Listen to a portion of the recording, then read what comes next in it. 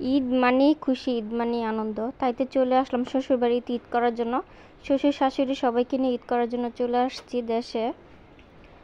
তো এই তো দেখেন আমার ছেলে হাঁস পেয়ে অনেক খুশি। আর মশলা নিয়ে আসছি, শাশুড়ি মা মশলাগুলো গুছাচ্ছে। চলে গেলাম রান্নাঘরে, রান্না করব। আজকে মাটির চুলা ডিম বোনা করব, হাঁসের ডিম। হাঁসের ডিম ছুলে নিয়েছি, এখন ভাজবো এগুলোকে। আমি লোয়ার কড়াই নিয়ে নিয়েছি, তেল দিয়ে দিয়েছি, তো ডিম দিয়ে দিচ্ছি।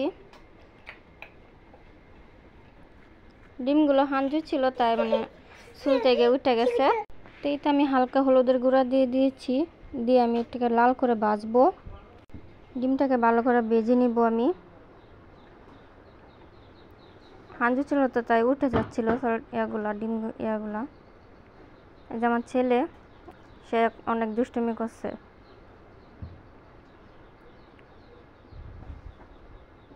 মাটির চুলা আলাদা একটা রান্নার মজা আছে। নিয়ে নিয়েছি পেঁয়াজ, দিয়ে দিলাম এলাচি, দারচিনি, তেজপাতা। আর পেঁয়াজের পরিমাণটা একটু বেশি করে নিয়েছি, যেহেতু ডিম বোনা করব। এটাকে ভালো করে ভাজবো, এত লাল করে ভাজবো না, হালকা করেই ভাজবো।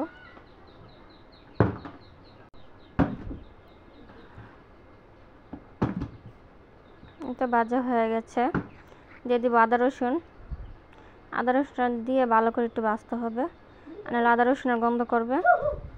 দিয়ে দিলাম লবণ, দিয়ে দিলাম হলুদের গুঁড়া, দিয়ে দিচ্ছি মরিচের গুঁড়া, দিয়ে দিলাম ধনিয়ার গুঁড়া, দিয়ে এটাকে আবার ভালো করে একটু ভাজবো।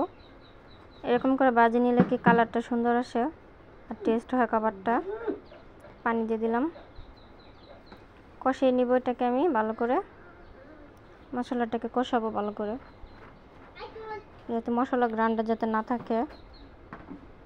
ডিম দিয়ে কষাবো ভালো করে। কষিয়ে নিয়েছি আমি, এতে জল দিয়া করে নিয়েছি। এত জল দেওয়া যাবে না, এই তো আমার ডিম বোনা হয়ে গেছে। তো চলে গেলাম লেবু পাততে, ডিম দিয়ে লেবু দেখাবো। সেই জন্য আজকে ভিডিওটা এই পর্যন্তই। সবাই ভালো থাকবেন, আল্লাহ হাফেজ।